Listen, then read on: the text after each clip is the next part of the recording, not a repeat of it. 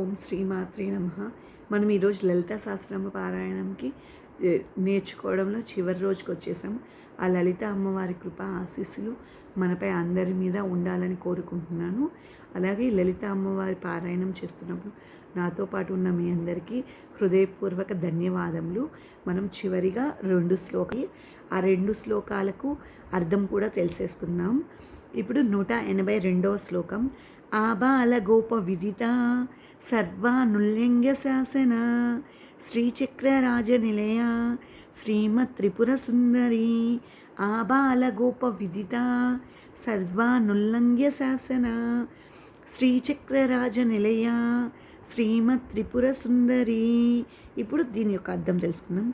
ఆబాల గోప విదిత అనగా సర్వజనులచే తెలిసినది. సర్వానుల్లంఘ్య శాసన అనగా ఎవరునూ అతిక్రమించుటకు వీలు లేని శాసనం కలిగినది.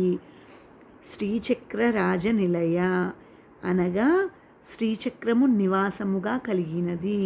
శ్రీమత్ త్రిపుర సుందరి అనగా త్రిపురాసురులని 3 రాక్షసులను సంహరించిన పరమశివుని భార్య త్రిపుర సుందరి. ఇక్కడ 3 రాక్షసులు అంటే తారకాక్ష, విద్యున్మాలి, కమలాక్ష. ఇప్పుడు చివరి శ్లోకం 183వ శ్లోకం నేర్చుకుందాం. ఓం శ్రీ శివ శక్త్యేక రూపిణి లలితాంబికా ఏవం శ్రీ లలితాదేవ్యా నామ్నాం సహస్రకం జగుః. శ్రీ శివ శక్త్యేక రూపిణి లలితాంబికా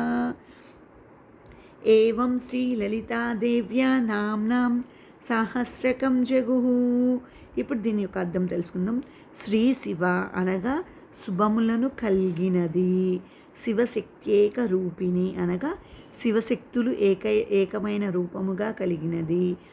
లలితాంబిక అనగా లలితా నామమున ప్రసిద్ధమైన జగన్మాత.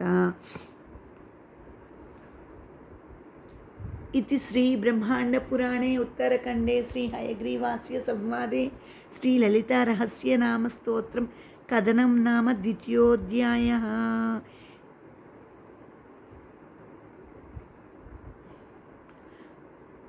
మీకు ఈరోజు లాస్ట్ 2 శ్లోకాలు మళ్ళీ ఒకసారి మనం చదువుకుందాం.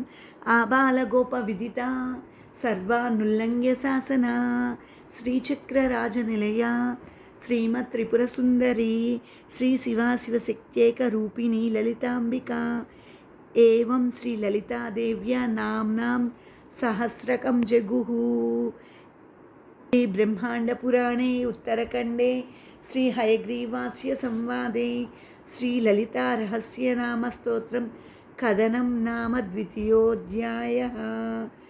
మనం ఈ లలిత సహస్రనామంలో చివరి రోజుకి వచ్చేసాం. మనం 183 శ్లోకాలు అలాగే వాటి యొక్క అర్థాలు తెలుసుకున్నాం కదా. అమ్మవారి కృప మనందరిపై ఉండాలని కోరుకుంటున్నాను. అందరికీ శాంతి, ఐశ్వర్యం, సుఖం కలగాలని అమ్మవారిని ప్రార్థిస్తున్నాను. నాతో పాటు పారాయణంకి నాతో పాటు ఉన్న మీ అందరికీ నా హృదయపూర్వక ధన్యవాదములు. మరిన్ని వీడియోస్ కోసం నా ఛానల్ను సబ్స్క్రైబ్ చేసుకోండి.